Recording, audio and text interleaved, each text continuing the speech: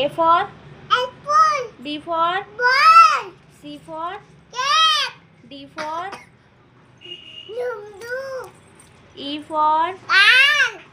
F for Fish. G for Cat. girl, H for Cockroach. hat, Cat. Cockroach. I for Ice cream. J for Cake. Cake नाही आहे ते jelly आहे. Didi. हां.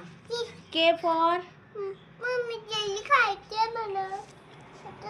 अगं हे सांग मला. K for जेली खायचंय. K for मी जेली खायची. झालं काय अभ्यास? जेली खायचं का आता मध्येच तुला? कुठे आहे जेली? शोध आता जेली कुठे आहे. आणि पुढचं कोण बघणार?